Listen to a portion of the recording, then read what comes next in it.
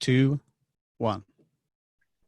Hi, I'm Jim Eskin, and on behalf of Eskin Fundraising Training, it's my privilege to, I guess we're of age now. This is our 21st webinar in our nonprofit webinar series, and I'm going to love the subject today. It's about diverse boards make more money. But before we go any further, I'm going to introduce our producer, John Largent, who's CEO of Game Day Media. And he's going to tell you a little logistical information about how you can type questions and comments in. Thank you, Jim. Welcome, everyone. I just want to let you know and give you a quick reminder that you can ask your Q&A down at the bottom of your screen. There is a Q&A bubble. You just click that button and ask your question. And the earlier you ask your question, the more likely it'll be answered in the session. We do record these, and so they may get back with you afterwards. And if you just have some chat comments, there's a chat box at the bottom as well. So thank you for coming in, and back to you, Jim. Thank you. Thank you. You know, 2 heads is better than 1, 3 heads is better than 2, and I'll stop my arithmetic there. Part of the beauty of a board of directors is to fuse different people together for the common good. And tell me, there's a little difference. Not so long ago, boards kind of look like this. They kind of look, the truth is, they were all the same. Okay, the wisdom of the whole reflected people that kind of really looked alike, dressed alike, and actually would think alike. And we've moved and taken great steps now that the wisdom of the whole will bring in the power of different perspectives and viewpoints and problem solving. And I think it's a great place. I'm going to give them a fuller introduction, but at this point, I'd like to bring in my friend and colleague from Portland, Oregon, Thomas Bruner, who's president of Bruner Strategies. We've done a live workshop together. This is the first time we've done a webinar together. First of all, Thomas, the important question, how are you and your loved ones doing in Portland? Good. Portland really took a lot of action early on and was really cautious, really conservative. It's paid off. So we're good. My sister and her husband got COVID. They recovered. I have 2 cousins that got COVID. They recovered. So, and how, just out of curiosity, how's your sister doing now? I mean, is she pretty much back to normal? She's back. She's back at work. She's a nurse.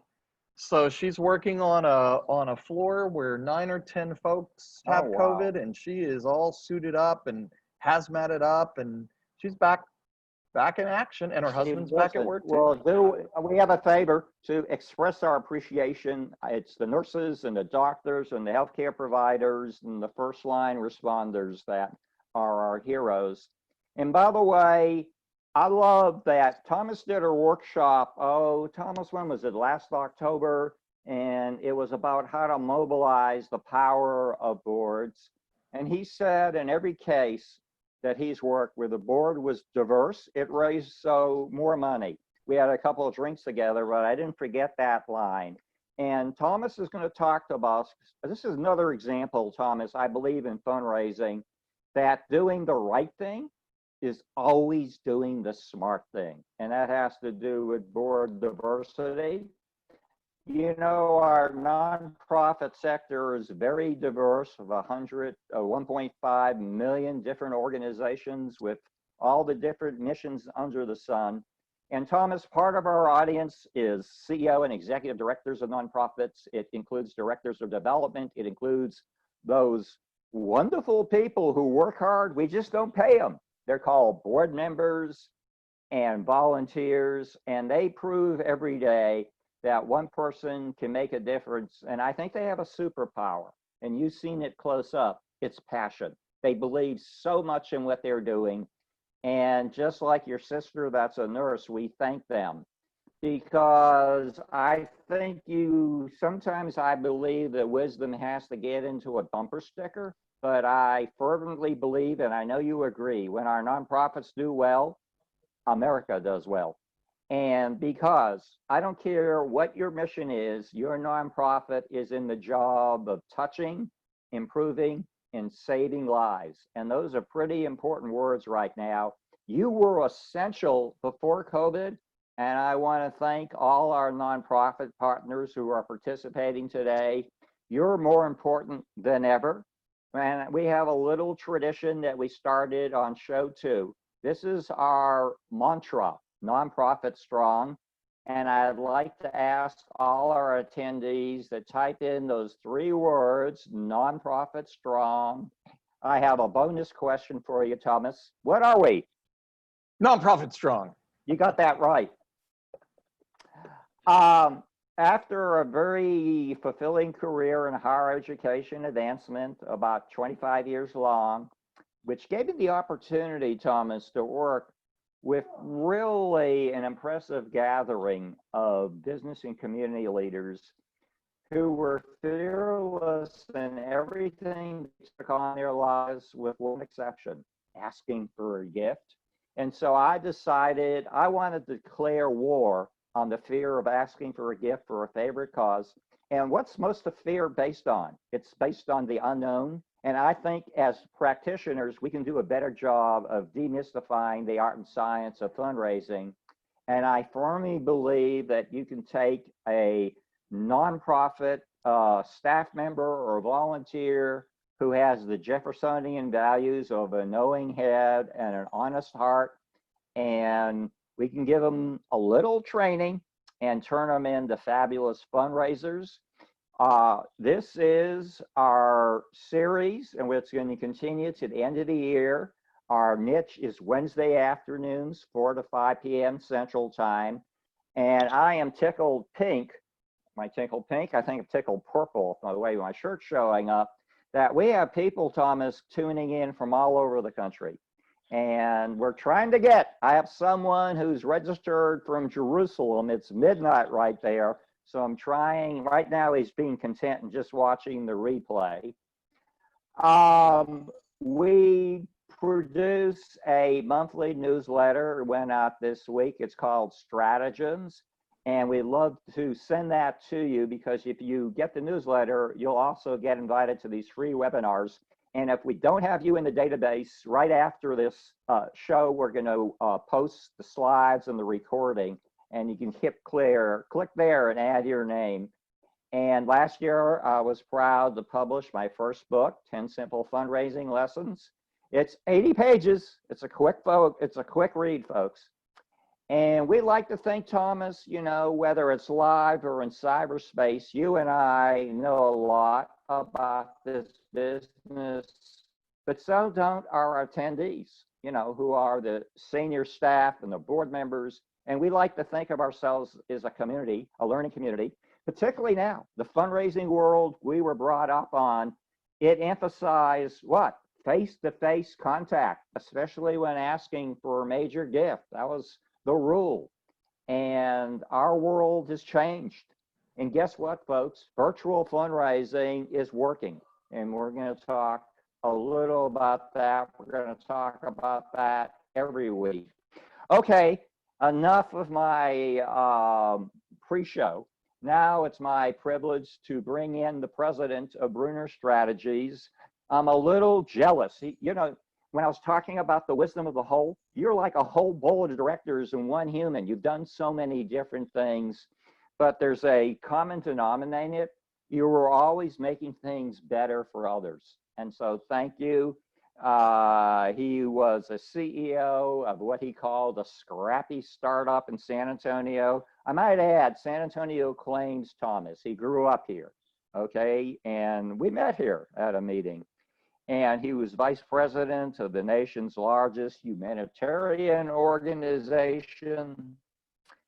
And in 2016, he founded Bruner Strategies. Thomas, that makes you 2 years ahead of me, so I have to bow down to you. You're my elder.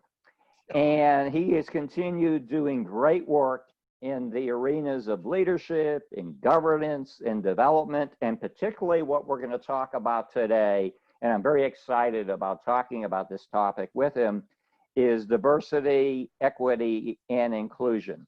So we have some questions planned, and I'm being from New England, I kind of move at a fast pace. So, but this I'll promise our attendees, and John, remind me, about 40 after, we'll say where we are. And if we have some audience questions, we'll kind of put our Q&A aside and we'll move to the audience questions. And then we're going to finish. We're going to do a little wrap up. We're sort of going to tell you, this is what we're going to tell you. We're going to tell you and then tell you what we told you. So on that note, Thomas, are you ready to begin our Q&A? I was born ready. Remember, no. You bet I'm ready. Yeah, no easy questions. Whatever. Okay, in fact, let's start, with the real basic. Describe a diverse nonprofit board and describe a nonprofit board that would be diverse. So a nonprofit board that's diverse, in my book, reflects the demographics of the community in which that nonprofit works. Mm-hmm. So what that looks like in San Antonio, Texas is going to be different than what it looks like in Portland, Oregon. Yeah. But I would expect that your board would reflect the demographics of your community, not just in terms of gender and sexual orientation and socioeconomic status, but particularly these days, a real focus on race and ethnicity. So when I go into a board table, what I want to see, hope to see, expect, aspire to see is a board that is reflective of that community. Probably I showed 2 slides, more like the second slide, right? More like the second slide, not like the first slide. Right, right. Okay. Give us a little context. What's the current status of the diversity of the boards of nonprofits? Yeah, so lots of nonprofits have made a lot of great progress in terms of gender diversity. Some have made a fair amount of progress in terms of age diversity and are good about bringing in a younger generation of up-and-coming leaders. We tend to be pretty far behind the 8 ball when it comes to racial and ethnic diversity. It's our weak spot. There are exceptions to that. You can see nonprofits that have really done a good job of that. But as an industry at large, that's the area where we lag behind the most. I think you catch people's attention again. Doing the right thing is the smart thing to do. And this is about diverse boards, raise more money. Can you share some success stories in which diverse boards have raised more money? Yeah, absolutely. So I think that diverse boards help increase fundraising results in several pretty practical ways. The first is that it increases access to people and organizations, community leaders that we wouldn't otherwise have had access to, that wouldn't know about us, that wouldn't think about us, that wouldn't necessarily assume that we're relevant and that we matter to their communities. Mm-hmm. And by having more diversity on the board, it just increases relationships and the prospect pool exponentially, potentially. Right. The second thing it does is it sends a message to foundations that care about equity, to corporations that care about equity, that we share that value and we share that commitment, and we're actually working on it. So more and more, there are foundations and companies that ask, who's on your management team? Who's your leadership? What do they look like? Who's on your board? How inclusive or homogeneous is it? What are you doing to walk the talk? Not just talk, but actually walk it. You want to know, and I think there's heightened scrutiny, particularly in 2020. Oh, and there should be heightened scrutiny. I think it is appropriate and reasonable that there be heightened scrutiny. So I think we also increase our competitiveness and our relevance for a fair number of foundations and companies as well, by being diverse as opposed to not being diverse. Yeah. Hey, remember I said there are going to be no easy questions? Yeah. The old rule of thumb is we're going to seek work, wisdom, and wealth from our board members. And my question to you, do we have to relax standards to achieve diversity? Absolutely not. And I think that even the suggestion that diversity is a reduction of standards is not the way we need to be talking. I think our aspirations and our goals and our expectations and standards are what they are, and that diversity is aligned with that. I don't think there's any reduction or diminution in the least. I'm going to interrupt here. Repeat that line. I think that's huge. Which line? Repeat that about, you know, about what diversity does. You don't have to relax the standards, and it's no. I think our standards are our standards. I think our expectations of board members are our expectations, and I don't think that diversity includes, or we should even think about, a relaxation or a diminution or a reduction in expectations or standards in the least. And I think that when we talk that way, it's almost kind of insulting and demeaning to communities of color. It's like, you know, we're going to have one standard for white board members and we're going to have a different lower standard for members of color, which I just think is extraordinarily patronizing. And that is not at all the way we need to be thinking about this stuff. Good. Hey, let's move on to implementation a bit. Hey, Jim, real quickly, are you supposed to be advancing slides? We've had several people ask about that. No, we're going to keep on. During the wrap up, I'm glad you reminded me, folks, it's just going to be Thomas and I think we're so pretty. We're just going to see each other. And then, however, when we have about a 10 to 15 minute wrap up section, and we're going to reinforce the key points from the conversation with slides during that. But right now, you have to satisfy yourself with the images of Thomas and I, which I don't think is bad. Listen, it's a heavily photoshopped image. Let's just be honest. I mean, it could be George Clooney and Matt Damon, but you know. It could be. It'd be better. It'd be better. Next question. Yeah, John, thanks for making that clear, or for asking me to make it clear. This is on implementation. Do you think it's appropriate for one of your minority board members to reach out to another minority for either serving on the board or for a gift? I think that this is a relationship-based business, just like fundraising is. And I think it is always helpful to see people like me in an organization. So in some cases, it would be appropriate to match like people in approaches, but it is more about the relationship. Who knows who has access to who trusts who is credible with who. And if that's of the same race or ethnicity, great. If it's different, that's fine too. Thomas, what if a board is not diverse in its membership, but the board members, both in their words and actions, represent the best values of pluralism, inclusiveness, and expanding access? Is that good enough?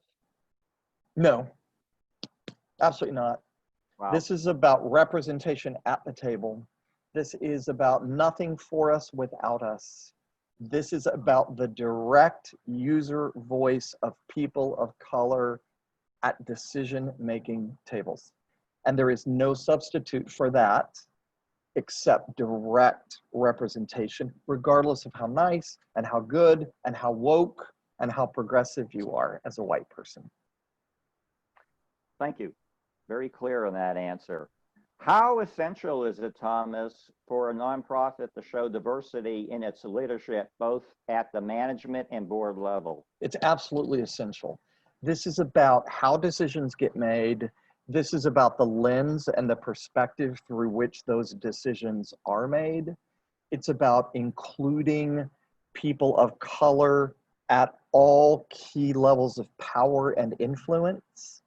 It's about sharing power and seeding power with communities of color in making decisions that affect their communities and their lives. And that includes at the leadership staff level of an organization, in addition to the board. So I think it's great when organizations hire people of color on the front lines. That's really great. To have bilingual people of color as your receptionist. That's all good. but I'm looking at who is running the organization, who's on the management team and the leadership team as well.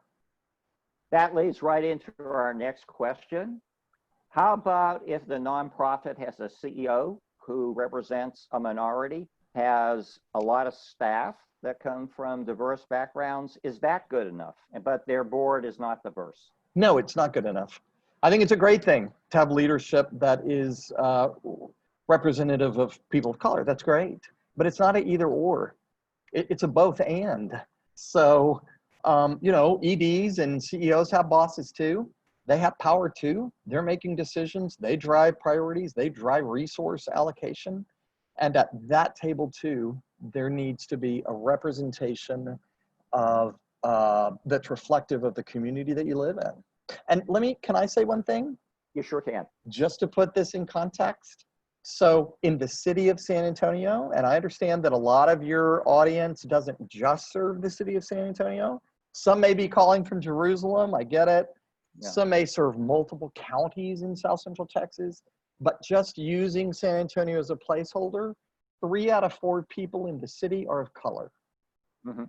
Mm-hmm. 3 out of 4. So when I talk about boards that are representative of that community, that's the standard that I'm thinking about. We are a majority community. Absolutely. You talk about minorities. You know, somebody who's a minority, you're the minority, Jim. Yeah. People of color aren't the minority in San Antonio. You are. I mean, that's another way we need to kind of reframe this discussion about who's a minority and who isn't a minority. Okay, let's get to another. I think this is a tough question. So, okay, boards should be diverse. How does a nonprofit go about transitioning itself from a non-diverse board to a diverse board? Well, the first thing every board and every ED and CEO needs to do is make a public, explicit commitment to equity. You have to be deliberate about it. You have to say it out loud. You have to share that intention with your constituency and the public so that you're transparent and you're accountable. The second thing is you need to move it to the top of the list for your nominating committee or your governance committee so that you begin to use that among the filters and the criteria for every new person that's brought onto your board. You need to set some kind of goals, give yourself some kind of timeline, some kind of plan of action, and actually work it. And if you don't have the relationships, the knowledge, the insight, the access, you don't know who people are and how to open doors, you need to reach out and recruit some people to help you do that and help teach you how to do that. Not do it for you, but help teach you how to do that. You do a perfect job of always leading into my next question. Which is what? What does a nonprofit do if it really is asking people of color and diversity to serve on the board, but they're not saying yes? Well, of course not everybody's going to say yes. Of course. I mean, white people aren't all saying yes. I mean, you know, LGBTQ people that are invited to do things don't all say yes. I mean, nobody else says yes. So, you know, it's a competitive market, right? People have a lot of options about where they can volunteer, organizations that need their help, that need their money, that need their service. So we should expect that people, including people of color, are going to say no, not now, not yet, I can't. But if all the white people we ask say yes, and all the people of color we ask over time say no, that's an indication that either we're not asking the right way, or we're not doing our due diligence in terms of vetting board prospects, or we don't have the right people asking the right people to try to up the odds that they actually say yes. Yeah. Hey, should the mission of the nonprofit affect the composition of the board? I think that every board of every nonprofit in every community, regardless of its mission, be it arts, be it education, be it homeless prevention, HIV/AIDS, whatever it is, should have as a goal to reflect the demographics of its community, regardless of its mission. Yeah. Now, we're going to move little beyond diversity because, you know, you're involved in a lot of areas. So I enjoyed Googling you, and you have the nickname of Turnaround Thomas. In addition to diversity, what are the keys to transitioning from a low to a high performing board? One of the things I think we do a weak job of sometimes is not being explicit with people from the very first time we talk to them about Repeat boards. that. Repeat that. One of the things I think that we are weak at is not being explicit with people from the very first conversation we have with them about board service, about our expectations for giving and getting, and what we mean by giving and what we mean by getting, what that looks like, and our expectation that our board members don't just bring their heart and don't just bring their passion and don't just bring their brains, but they bring their Rolodex and contacts. And part of being a board member means you are leveraging your personal and professional circles of influence on behalf of my cause and my mission, and that's part of the job. Yeah. And by being much clearer, much more explicit, much bolder about that from the first conversation can really help us make better decisions. You know, I really like, I like reducing the expectations of time, talents, and treasure to a one-page piece of paper that every new and future board member is asked to sign. It's not legally binding, but when you sign something, you really read and think about it. I think it's great. You know, the other thing I want, I think that's good. I want an annual board participation agreement from every board member. And on that, I want to know which committee you're going to serve on. I want to know what your annual gift will be, how much it will be, and when we can expect it. I want to know which organizations and individuals you're going to agree to leverage. I want to know how you're going to promote and be an ambassador on behalf of our cause and our mission. I mean, I want that stuff ideally down in writing so that you have a work plan that we both have seen and agreed to and that you're working from. Thomas, you're doing great in time. I was worried that you weren't going to be this fast paced. So you told me, you. no, you told me fast, quick, fast. You told me fast and quick and dirty. You're doing fantastic. And so we're going to keep with two final questions before we go to the audience, and we're right on schedule. They're going to be broader questions about fundraising. Right. How can we help board members who aren't comfortable with the concept of asking for a gift? How can we get their feet wet in fundraising? Oh man, what a great question. So let me tell you my view about fundraising. I think 90% of fundraising is not asking. I think 90% of fundraising is identifying prospects, vetting prospects, cultivating prospects, and stewarding people who already give. I think maybe 10% is asking people for money. Yeah. Well, and so that point is missed so often. Oh, totally.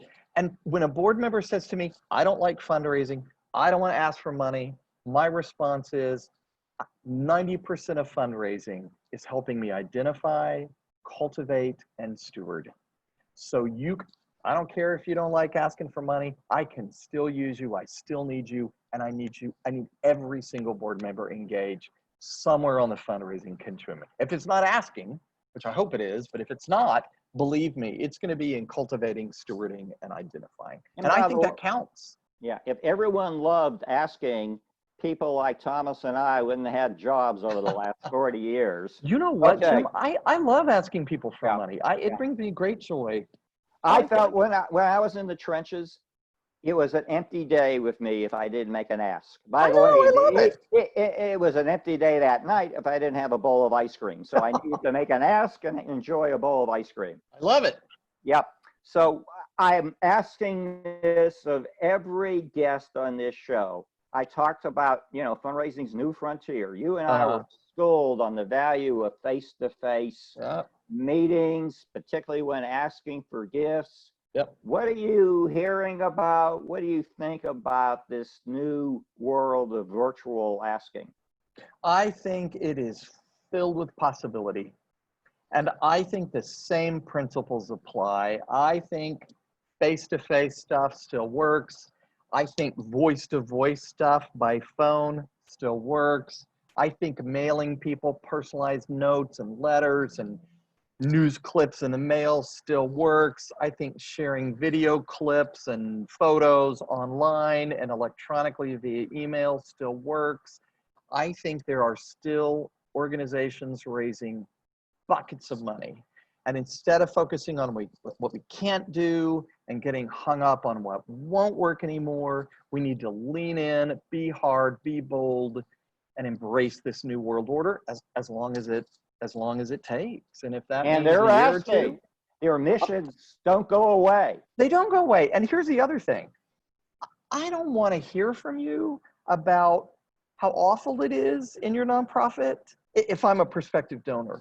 All the things you can't do anymore, how burdened you are. What I want to hear from you as a nonprofit is how is your organization going to be relevant and part of the solution in this time of COVID? That's what I want to hear. And if you can answer that question and make that case, I'll consider investing in you. If you can't show me how you're going to be relevant and how you're going to be part of the solution, I don't know that you're going to rise to the top of my list. That's a beautiful response. You're doing great in time, Thomas.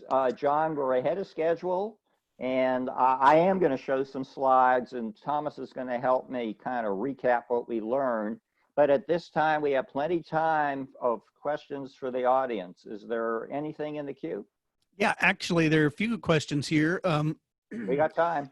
The first question is, you would like someone to perhaps, you would like someone with perhaps some experience. So how do you find experienced members of diversity when the known people of diversity in the community already tend to be overcommitted and not willing to take on other board roles? May I say, Thomas, I made a deal. If it was a tough question, it goes his way. If it's a piece of cake, I take it. Thomas, Thomas, this is your question. Yeah, I'm sure it is. So let me tell you, I think proven, seasoned, successful, accomplished board members are in tremendous demand, regardless of race and ethnicity. I think it's a competitive market. I think we have a history of going to the same old people because they're known and they produce results. So I think that applies with people of color, but it's not just unique to people of color. Yeah. I think if I go to a leader of color and they say, Thomas, I'm on 8 boards, I've got 7 other boards that want me, I cannot do it. I'm great with that. My question is, who's next? Who's up and coming? Yeah. Who's the next generation? Yeah. And can you introduce me if I don't already know? I mean, ideally, I already know who the next generation of leadership is, but if I don't, I ask, and I'm all about the next up and coming generation. And then I also have the buy-in of that leader of color because they've actually helped me identify that person, help connect me to them, so they have a little bit of investment and skin in the game, and that board member being successful. So I also say one other thing to people. I say, I hear you. I understand you're not available right now. How do I get in line? Can I be at the top of your list next year? When do you go off your board? And can I be the next? I want to be in line. And if I wait for you a year, I'll wait for you a year. Thomas, I like to think, show me a fundraiser. We know the 2 Ps, patient and persistent. Absolutely. I'm not just going to take no. I take no as no today, no now, but I don't ever take it as a no forever. And listen, I have waited 18 months to 2 years for a board member that I just was really, and I didn't just go silent on them for 2 years. I kept in touch with them. I cultivated, I engaged. but I said, can I be next in line? What do I need to do to be next in line? How can we make that happen? Did you get What's there? the next question? Did you get him, by the way, or her? Oh, I've gotten lots of people that way. Right. A ton of people. I wanted them right away, but you know, I had to wait a year, 18 months, 2 years. Yeah. John, some other questions in the queue? And we Yes. do have a wrap-up section. Okay. Yes. Can you speak to the frequency and length of board meetings, monthly, quarterly, especially in this new virtual world? How much is too much? You know, Okay, that's getting off, but we'll both chime in with that. okay, all right, all Go right. ahead. Here's my view. My view is that we, as nonprofits, we tend to spend too much time in meetings, and we spend too little time with our board members engaged externally with donors, public, community groups, ambassadorial duties, looking for money, helping promote our cause. I would rather use my board members out there than bringing them in to meet with me a bunch. That's just my own view. You know, I'm a big fan of committees meeting monthly and doing as much work through committees as possible, and boards meeting quarterly or every other month. I am into board meetings being quick, high level, enjoyable, energetic, strategic, And good dessert. less of a slog Yeah. through all the technical stuff Yeah. where people Yeah. sit around for 90 minutes, Yeah. listen to other people talk. It drives me nuts. I want to talk for a moment on the virtual versus the live meeting, because I imagine most of our nonprofit partners are conducting their meetings virtually. And, you know, we've been discussing a lot of the virtual ask, and I think it reflects the same philosophy. The attention span is very different in front of a computer screen. I don't care how good or big it is, and being there live. And so I think to you, board chairs and executive directors and CEOs, just like an ask, really, you know, before you could get away with maybe 40 to 50 minutes, and a virtual ask really should be about 20 to 30. In planning your virtual meetings, the agenda should be much tighter. And I mean, I'm hearing from psychologists all the time, we're suffering from computer screen fatigue. And I know where I'm setting up meetings all the time. Sometimes after I know the person, I give them the option. Do you want an audio meeting or you want a virtual? You know, that's after I know them. But do we have some other questions? Yes, we do have a couple of other questions. The first one is, all board members must buy into the mission statement of the organization. Please comment. I'll give that to you, Thomas.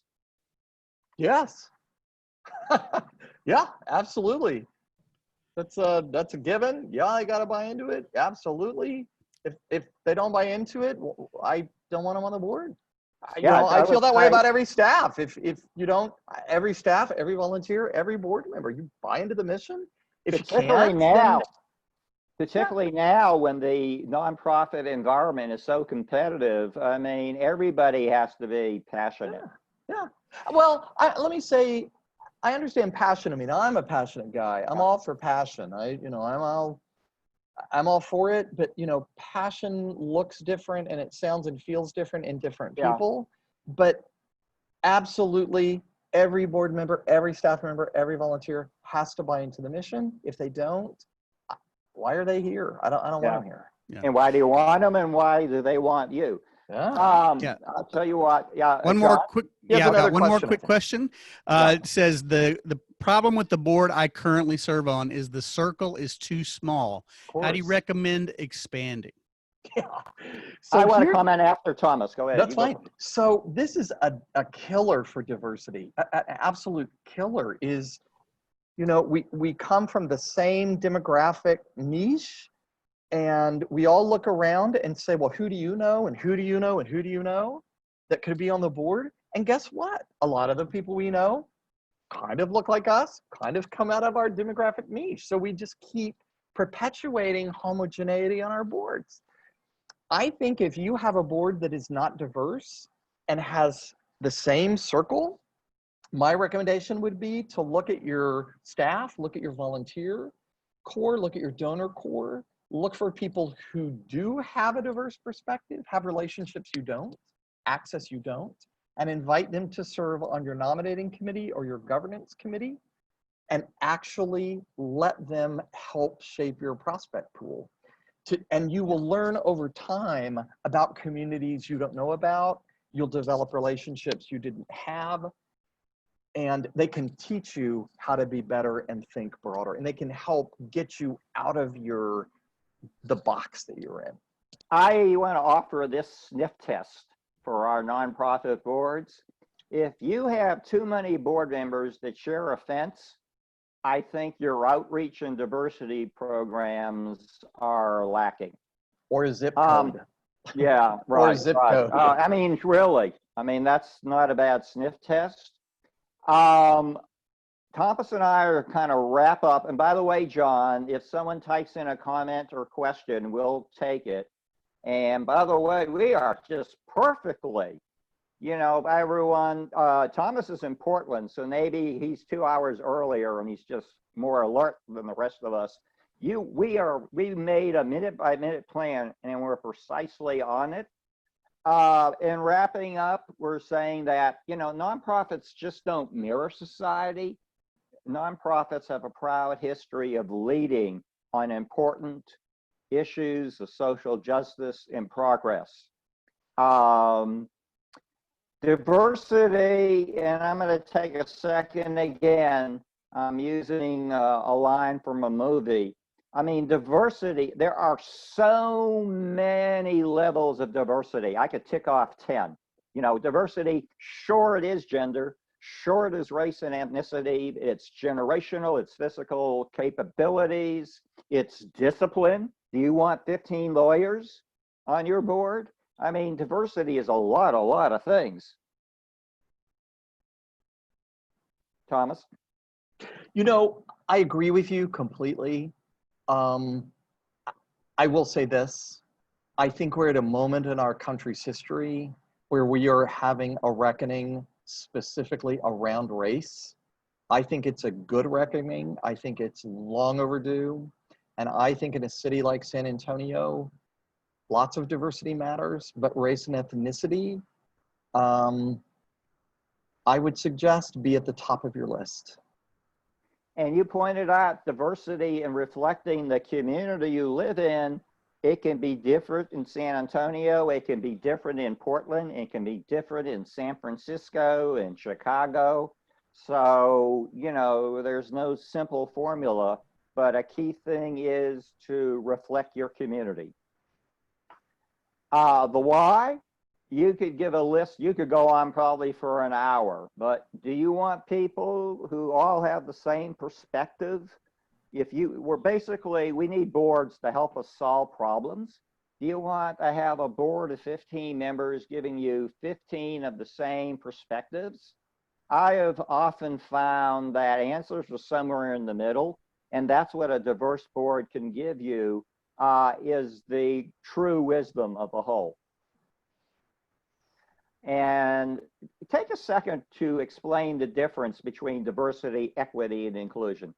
So diversity is where this all started in the 70s. It was the recognition that boards and workplaces and C-suites were basically white men, straight white men. And there was a lot of talk about demographics. Inclusion was the next phase. It was a recognition that we could bring different people into our organizations, but if our culture wasn't inclusive, they wouldn't stay, or they wouldn't have a good experience, or they would be injured, and they wouldn't work to their highest potential. So we needed not just to have diverse people, but we needed to make sure our culture was inclusive and valued the worth and dignity of everybody. Equity is the latest iteration. It raised the bar even higher. And equity means we share power. We look at how decisions get made. We look at who has access to what. And we make sure the playing field isn't equal, but is equitable at every level. Let's take a look at where we stand right now. On gender, we're just about 50-50. And by the way, Thomas and I are both very active members of the Association of Fundraising Professionals. And now I think it's somewhere their membership is 65 to 70% women. But on nonprofit board members, we're doing a great job, which doesn't surprise me at all. As Thomas pointed out, where we have a mountain to climb is to realize more diversity, inclusion, and equity when it comes to race and ethnicity. Can I add one point? Yeah, please do, and I'll go back.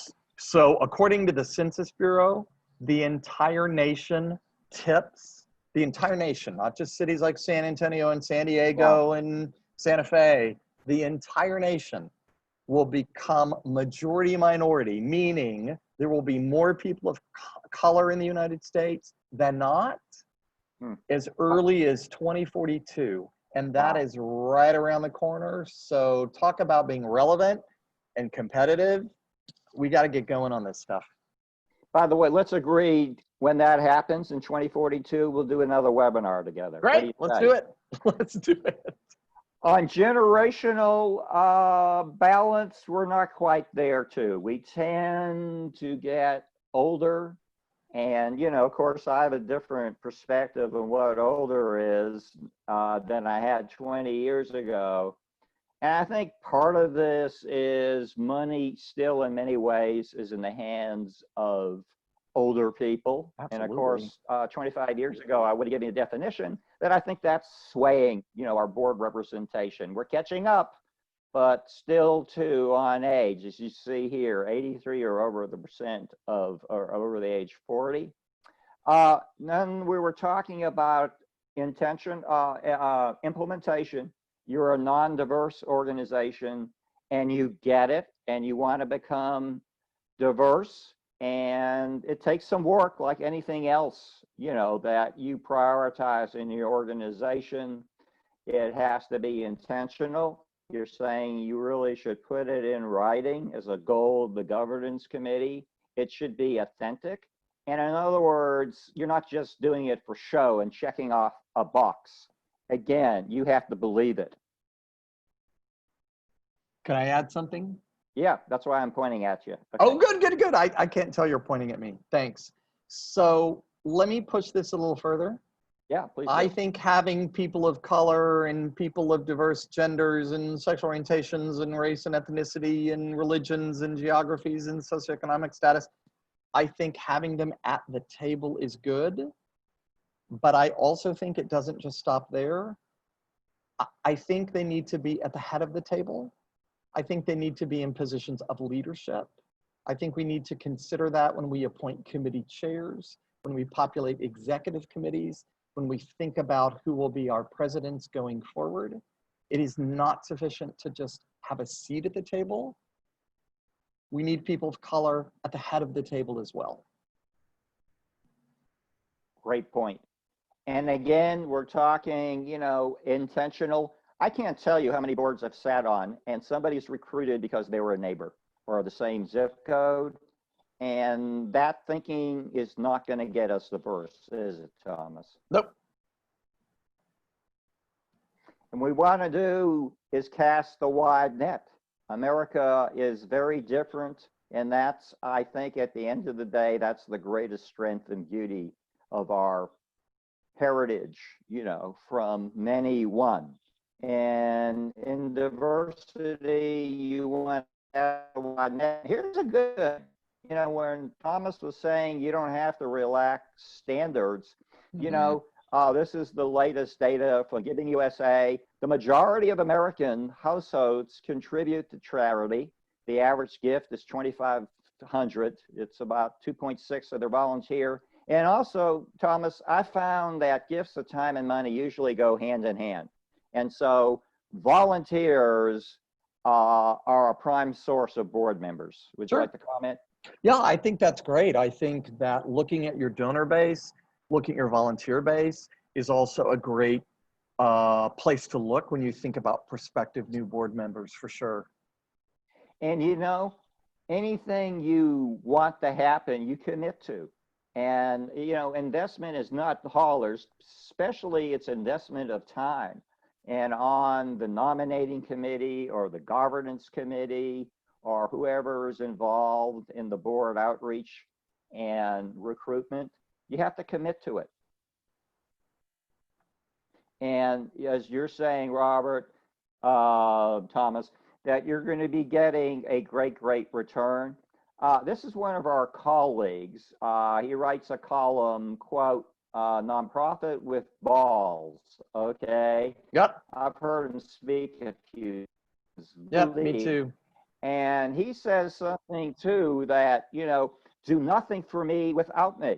So think about that, in your mission and who you serve, who do you have who can provide a personal perspective of your mission and what you do. I'm trying to say there's some gold in what you've said today, Thomas. Us, we should be proud in the nonprofit arena. We just don't mirror society, we lead society when it comes to social progress. Diversity will benefit you in many ways, including better decision making and stronger outreach. And right now you want stronger outreach. And you're talking again, it's something about it has to be authentic. You build a culture that, you intuitively are diverse and emphasize inclusion and equity. And finally, our communities are very different. So reflecting the community of Portland, Oregon is going to be different than reflecting the community of San Antonio, Texas. Board members in the classic way helped us with work, wisdom, and wealth. And you're also, there's a cognitive division. Again, I think it's great to have lawyers. I think it's great to have CPAs, but I wouldn't want a board that's 100% CPA or 100% lawyer. I think you want to bring a lot of different skill sets to the table. That's another part of diversity. What I think is a very helpful tradition is a self-reporting card. A self-reporting card where board members can actually grade themselves. I think this is great. And this kind of is aligned with my idea of kind of an annual work plan or an annual board agreement. And then inviting board members and expecting them to evaluate their own performance every year. Absolutely great stuff. I mean, it is a competitive time and you don't have a board member to waste. And, or were you as in this, the cruise ship is going to win that everyone pulls their oar. Okay. And we're asking again, boards should lead by example. If your board's diverse, probably your staff and your membership base and your stakeholders will be diverse. You make a very strong statement when you show your board and its diversity. And I remember from the first time we got together, I wanted to talk more broadly of how we can involve board members. You said that the solicitation is just one part. And so if you have board members, and most will be, that are reluctant to ask for a gift, we sure can get them involved in other parts of the gifting cycle, can't we? Yeah, absolutely. And it all counts. I mean, if somebody cultivates somebody for me effectively, and then I'm the one that goes in and makes the ask, that's great. That counts. So discovery, stewardship, cultivation, that is fundraising, not just the asking. Yeah, I always think if, you've done a good job of cultivating that person, I think the solicitation's so easy, but if you haven't done a good job of cultivating the prospect, I don't care how good the solicitor is. Agreed. And we're talking about there are ways to get board members open. Engage without asking. Number one, I like breaking the ice or opening the doors. And right now it's probably being done virtually, but guess what? People are more available than they ever were before. Are you finding that, Thomas? Absolutely. It's actually easier for me to get meetings with people than it used to be because they're just at home a lot more. Right. Actually. Yeah. Another thing, Thomas, I like when there are board members that are going to be reluctant to ask for a gift, a great way to get their feet wet is to have them make random thank you calls to donors. You know what? One of my favorite strategies, Jim, for people that are nervous about asking is to just take asking off the table and do a board thankathon where and they do it together, all together. I love it. And all they do is call and say thanks. There's no ask, there's no but, there's no and, it's just thank you. And by the way, Penelope Burke has done research that shows that there is a tremendous relationship in board thank you calls and then the annual donor increasing their gift the next year. We had Laura Fredericks on 2 years ago. We like to make the point out that philanthropy is not a zero-sum game. Everybody wins. When you've been in this business as long as Thomas and I, you've seen close up in many ways. I think the donor gets the most out of the philanthropic transaction. Agreed. It's a win-win, interactive, mutually beneficial kind of relationship for sure, not just one way. We're saying now too, for any of you, this is not the time to let your foot off the gas pedal. You need, when we were talking about discovering, you should be discovering donors, you should be cultivating donors, you should be asking donors, and you should be thanking donors. If you're a small organization, that could be a real plus. You know, you can probably, Thomas, if I heard this word, or I got a quarter every time I heard pivot, but this is very important. You were talking, folks might want to pivot on their mission because you're saying the world has never met a crisis like we're in now. And if you're in the mission of touching and improving and saving lives, donors are going to want to know, how do you relate to this crisis? Yep, absolutely. How are you responding? And don't talk to me about what can't happen. Come to me from an asset base and tell me what you can do and what you are doing.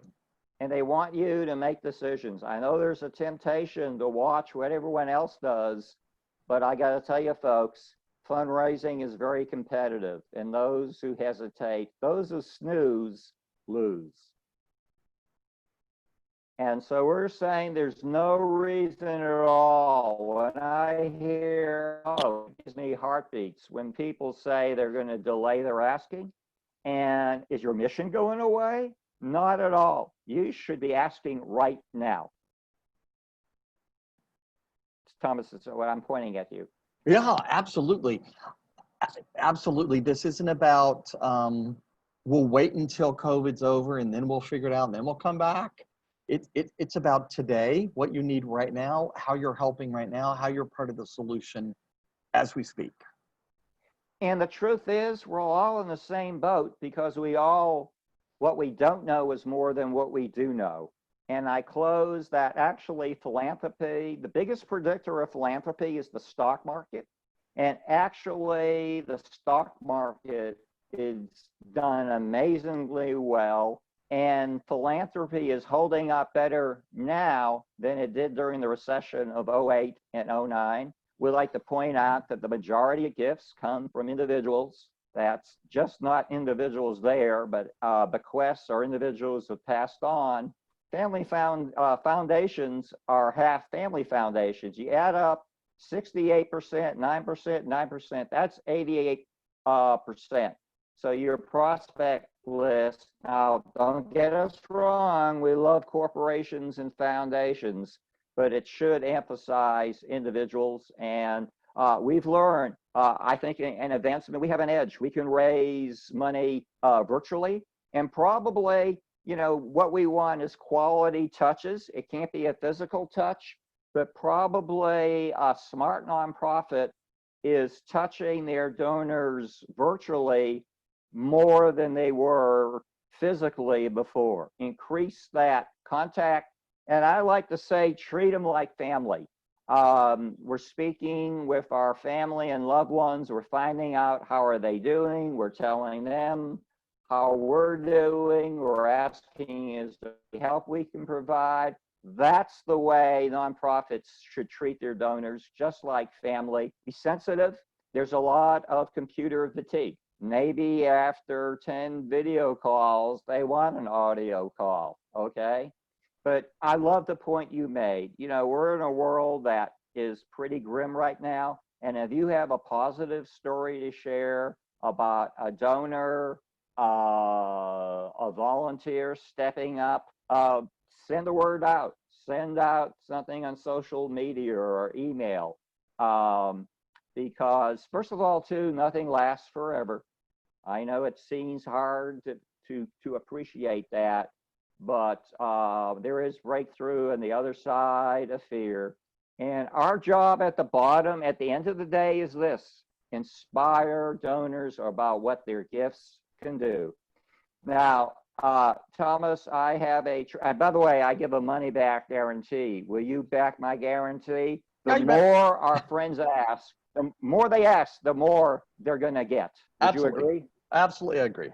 Okay, and I have a tradition because seeing this quote gives me goosebumps. It was spoken by President Kennedy on June 10th, 1963, giving the commencement speech at American University. I went to their rival, George Washington, but it's a great quote. Their most basic common link is that we all inhabit the same small planet. We all breathe the same air. We all cherish our children's future. We're all mortal. Thomas, that gives me goosebumps because it's like President Kennedy is speaking to us today. Absolutely. Still relevant even now, all these years later. And I'd like to take a moment to thank our audience for joining us. What we're going to do, we're going to post right away a short written summary of our discussion. And then John Largent, our producer, does a magic spin, and he gets us the recording and slides, and we will post that probably within the next hour or so. So we're pretty quick. John usually gives us time to appreciate 1 or 2 glasses of wine. But again, I want to thank John. I want to thank our audience, but in particular, I want to thank my friend and colleague, Thomas Bruner from San Antonio, now Portland.